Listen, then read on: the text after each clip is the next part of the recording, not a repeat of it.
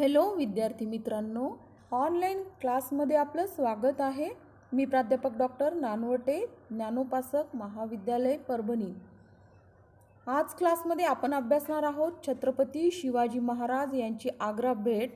मागील क्लासमध्ये आपण या भेटीची कारणे कोणती होती यावर प्रकाश टाकला. तर शिवाजी महाराज यांची प्रत्यक्ष जी आग्रा भेट होती त्यासाठी ते 5 मार्च 1666 रोजी आग्र्याकडे निघाले आणि जाण्याच्या पूर्वी त्यांनी स्वराज्याची पूर्ण जबाबदारी ही राजमाता जिजाबाई, पेशवे मोरोपंत पिंगळे आणि निळोपंत मुजुमदार यांच्याकडे सुपूर्द केली. आग्र्यात जाताना काही निवडक लोकांनाही आपल्याबरोबर त्यांनी घेतलं होतं. त्यामध्ये जे महत्त्वाचे होते निराजी रावजी, त्रिंबकजी सोनदेव, दत्ताजी त्रिंबक, माणिकहरी सबनीस, हिरोजी फर्जत, दावलजी गाडगे, तानाजी मालुसरे, येसाजी कंक, सर्जेराव जेधे, बालाजी आवजी, मदारी मेहतर, रघुनाथ बल्लाळ, कवी परमानंद या लोकांचा समावेश होता. आणि आग्र्याकडे वाटचाल करताना राजे हे औरंगाबादला काही दिवस मुक्कामी होते. तेथे त्यांना बघण्यासाठी स्त्री पुरुषांची प्रचंड गर्दीही लोटली होती. याच वेळेस त्यांना औरंगाबादहून शाही खजिन्यातून वाट खर्चासाठी रक्कम व देणग्या देण्यात आल्या. औरंगाबादहून राजे आग्र्याकडे निघाले आणि मार्गात राजेंना औरंगजेबाचे 6 एप्रिलचे पत्र व पोशाख मिळाला. या पत्रात भेटीअंती सत्कार पाहून माघारे जाण्याविषयीचा निरोप दिला होता. मात्र या आग्रा भेटीविषयी राजे काहीसे अस्वस्थ होते. या पत्राद्वारे भेटीची वेळसुद्धा ठरविण्यात आली होती आणि आग्र्याला पोहोचण्याच्या काही सूचनाही देण्यात आलेल्या होत्या. शिवाजी राजे शुक्रवार दिनांक 11 मेच्या संध्याकाळी आग्र्यापासून 1 मजलेच्या अंतरावर होते आणि राजांना सामोरे जाऊन दरबारात आणण्याची जी जबाबदारी होती ती मिर्झा राजेंचा पुत्र 4000 मनसबदार कुंवर रामसिंहावर सोपविण्यात आली होती. परंतु तो दिनांक 11 मेच्या सकाळी 10 वाजतापासून ते दिनांक 12 मेच्या सकाळी 10 वाजेपर्यंत बादशहाच्या निवासस्थानाभोवती संरक्षक गस्त घालण्यात गुंतला असल्याने राजांना सामोरा जाऊ शकला नाही आणि घाईघाईत मुन्शी गिरधरलाल नावाच्या कारकुनास शिवाजी राजेंच्या स्वागतासाठी पाठविले. राजे हे मुलुकचंदच्या धर्मशाळेत मुक्कामाला थांबले होते. अर्थात त्यांच्यासाठी हा अपेक्षाभंगाचा पहिला धक्का होता. 12 मे 1666 रोजी शिवाजी राजेस दरबारात नेण्याची जी जबाबदारी होती ती रामसिंग व मुखलिस खान या 2 सरदारांकडे देण्यात आली होती आणि हे दोघेही सामान्य दर्जाचे सरदार होते. आणि त्याच दिवशी औरंगजेबाच्या महालाभोवती पहारा करण्याचे काम देखील रामसिंगाकडे देण्यात आल्यामुळे रामसिंग स्वतः शिवाजीराजेंचे पाहिजे तसे स्वागत करू शकला नाही आणि तो पुढे जाण्यासही असमर्थ ठरला. ज्यावेळेस रामसिंग हा शिवाजी राजेंच्या मुक्कामाच्या ठिकाणी जाऊन राजेंना घेऊन औरंगजेबाच्या दरबाराकडे निघाले त्यावेळेस दुर्दैवाने दिवाण-ई-आममध्ये भरलेला जो दरबार होता शिवाजीराजे तेथे पोहोचेपर्यंतच तो संपला होता व विशेष लोकांसाठी असलेला दुसरा दरबार सुरू झाला होता. यानंतर रामसिंह राजांना घेऊन घुसलखान्याजवळ आला व त्याने राजे आल्याची बातमी बादशहाला दिली. बादशहाने बक्षी आसद खानास राजांना घेऊन येण्यास सांगितले. त्यानुसार आसद खान हा शिवाजी राजे यांना घेऊन बादशहाच्या सिंहासनासमोर आला. राजांनी बादशहाला मुजरा केला आणि आपल्याजवळ असलेले 1000 मोहरा, 2000 रुपये रोख नजर व 5000 रुपये निसार केले. शंभूराजांनी सुद्धा 500 मोहरा, 1000 रुपये रोख नजर व 2000 रुपये निसार केले. वास्तविक राजे व बादशहाची ही प्रथमच भेट. पण बादशहाने राजाची साधी विचारपूसही न करता त्यांना 5000 मनसबदारांच्या रांगेत उभे केले. अपमानाची चरणसीमा गाठली गेली. केवळ स्वराज्य हितासाठी राजांनी आत्तापर्यंतचा अपमान सहन केला होता, परंतु अपमानाची ही मालिका योजनाबद्ध आहे की काय अशी शंका आता मात्र राजेंना येऊ लागली. स्वतंत्र बाण्याचा व नरसिंहाचा क्रोधाग्नी आतल्या आत धुमसू लागला. केवळ एक आगळीक आणि या खदखदणाऱ्या ज्वालामुखीचा तप्त लावा उफाळून बाहेर येणार होता. बादशहाकडून ती आगळीक घडलीच. दरबारी रीतिरिवाजानुसार मानकऱ्यांना पानविडा व पायापासून डोक्यापर्यंतची जी वस्त्रे असतात ती वाटल्या जाऊ लागली. या मानातून नेमके शिवाजी राजेंना वगळण्यात आले आणि राजांच्या संयमाचा बांध फुटला आणि त्यांचा खदखदणारा संताप तीव्र वेगाने बाहेर पडला. त्यांनी दरबाराचे सारे रीतिरिवाज झुगारून देऊन दरबारातच बादशहासमोर बैठक मारली. बादशहाच्या आज्ञेवरून रामसिंह लगबगीने राजांच्या सामोपचारास धावला, परंतु राजांनी बसल्या जागेवरूनच गर्जना केली. अर्थात हा एक प्रसंग दुर्दैवाने इथे घडून आला. राजे या प्रसंगी बादशाह औरंगजेबास म्हणाले, तू पाहिलेस, तुझ्या बापाने व बादशहानेही पाहिले की मी कसा माणूस आहे. उभेच करायचे होते तर डोके ठिकाणावर ठेवून योग्यतेनुसार उभे करायचे. सोडली तुमची मनसब. राजे बसल्या जागेवरून उठले. बादशहाला पाठ दाखवीत ते सरळ मागच्या बाजूला जाऊन एका खांबाला टेकून बसले. सारा दरबार अवाक झाला. आता मात्र रामसिंहाची घालमेल सुरू झाली. राजांच्या जीविताची जबाबदारी त्याच्या डोक्यावर होती.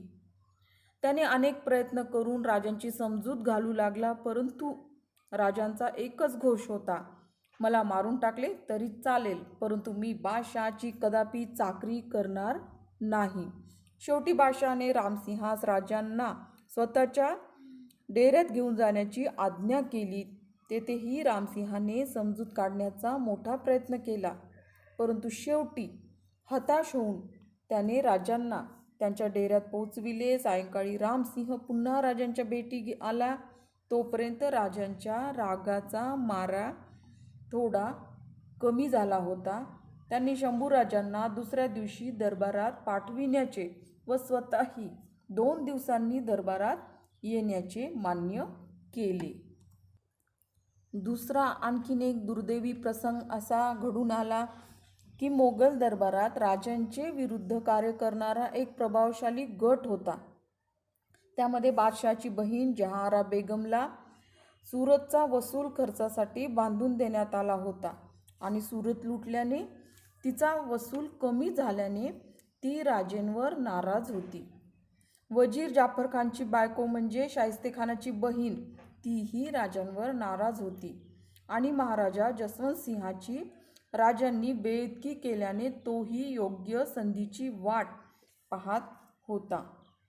या त्रिकुटाने बादशहाचे कान भरले की एक सामान्य जमीनदार भर दरबारात बादशहाचा अपमान करतो आणि बादशहा ते निमूटपणे सहन करतो. अशी दरबाऱ्यांची समजूत झाली तर मोगल बादशाहीची अप्रतिष्ठा झाल्याशिवाय राहणार नाही. बादशहालाही ते पटले, परंतु राजांना नेमके कोणते शासन करावे, ठार मारावे की एखाद्या किल्ल्यात डांबून ठेवावे याबाबत त्याचा निर्णय होईना. शेवटी त्याने सिद्दी पोलाद खानास पाचारण करून राजांना आग्र्याचा किल्लेदार राज अंदाज खानाच्या हवेलीत घेऊन येण्यास सांगितले. राज अंदाज खानाच्या ताब्यात राजांना देणे म्हणजे नेमका याचा अर्थ राजांचा मृत्यू ही गोष्ट रामसिंह पक्केपणे जाणून होता. त्याने राजांच्या जीविताची हमी दिली होती. त्याने ताबडतोब बादशाची भेट घेऊन प्रथम मला व माझ्या मुलांना ठार मारावे व मगच राजांना राम अंदाज खानाच्या हवाली करावे अशी बादशहाला विनंती केली. राजांची आयुष्यरेखा बळकट. बादशहाने विचार केला, मिर्झा राजांनी राजांच्या जीविताला हानी होणार नाही याची आश्वासन दिले आहे आणि आपण जर राजांना अपाय केले तर भलते संकट ओढवेल, कारण राजपूत वचनपूर्तीसाठी प्राणही देण्यास मागे पुढे पाहत नाही. शेवटी राजे पळून जाणार नाही किंवा कोणतीही गडबड करणार नाही असे जामीनपत्र रामसिंहाने बादशहाला लिहून दिले. जामीनपत्र लिहून दिले तरी बादशहाचा राग मात्र शांत झाला नव्हता आणि त्यांनी मग एक उपाय लढविला. राजेंच्या निवासस्थानाभोवती फुलदखानाचा पहारा बसविण्यात आला. आपण आता मोगलांच्या कैदेत चांगलेच अडकलो आहोत याची शिवाजीराजेंना जाणीव झाली. दरम्यान औरंगजेबाने शिवाजीस मनसब देण्याची भाषा वापरली, परंतु शिवाजीराजांनी मनसब मान्य करण्यास सरळ नकार दिला. आग्र्यात शिवाजीराजेंना बादशहाकडून मिळणाऱ्या वागणुकीमुळे एकंदरीत जयसिंगही अस्वस्थ होत होता. शिवाजीराजेंभोवतीचा पहारा कडक होऊ लागला.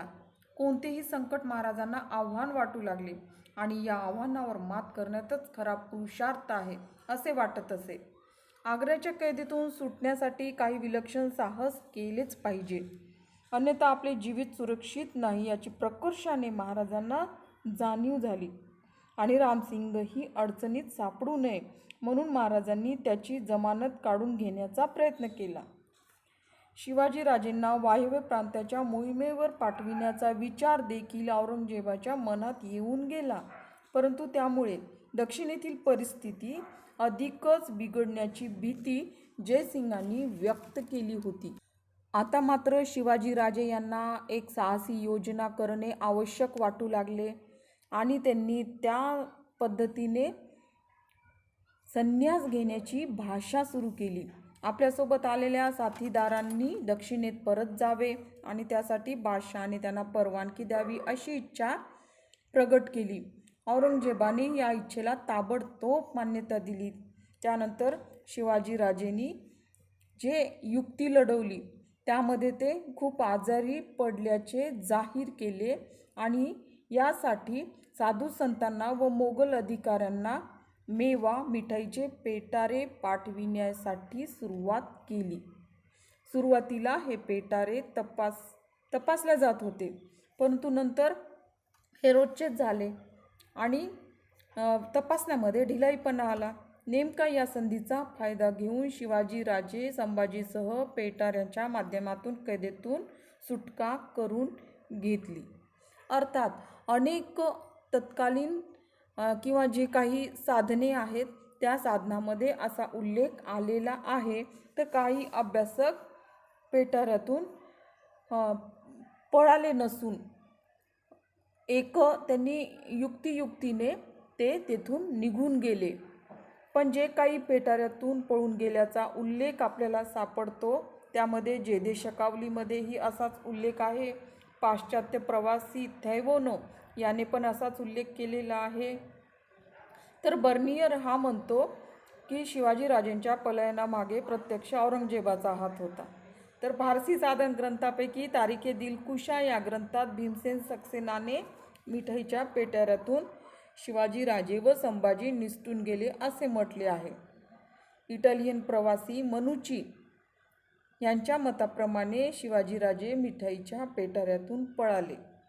तर खापी खान म्हणतो शिवाजीराजे व त्यांचा मुलगा हे निरनिराळ्या 2 बुरुडी टोपल्यात बसले आणि अकबराबादेहून निघून जिथे 2 घोडे ठेवले होते तेथे आले व तेथून जलद गतीने घोड्यावर बसून निघून गेले.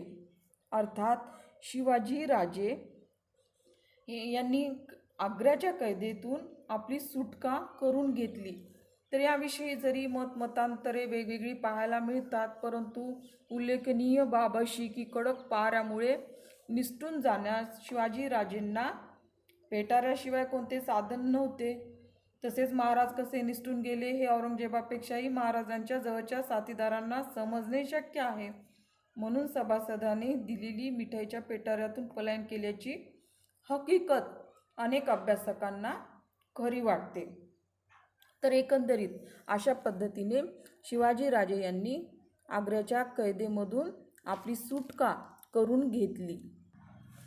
शिवाजीराजेंना जामीन राहण्याची जबाबदारी रामसिंगने पत्करली होती. म्हणून औरंगजेबने अर्थातच रामसिंगला दारेवर धरले आणि त्याची मनसब एकदम कमी केली. शिवाजीराजेंच्या सोबतच्या लोकांची धरपकड करण्यात आली आणि त्यांचा शोध घेण्यासाठी मोगलांनी उत्तर हिंदुस्थानचे महत्त्वाचे सर्व रस्ते रोखले. परंतु तरीही शिवाजीराजे वेषांतर करीत अत्यंत चपळाईने काही निवडक लोकांसह 12 सप्टेंबर 1666च्या सुमारास राजगडला सुखरूप पोहोचले आणि परतीच्या प्रवासाची धावपळ संभाजींना सोसणार नाही म्हणून त्यास मथुरेला कृष्णाजी पंत व काशी पंत यांच्याकडे ठेवण्यात आले. आणि यानंतर पुढे 20 नोव्हेंबर 1666 संभाजीराजे राजगडावर पोहोचले. तर अशा पद्धतीने एकंदरीत शिवाजीराजे यांनी आग्रा कैदेतून आपली एक चमत्कारिक सुटका करून घेतली. अर्थात राजे गुप्त झाले अशीच बातमी सगळीकडे पसरली. तर आज आपण इथेच थांबूया. परत पुढील क्लासमध्ये भेटूया. धन्यवाद.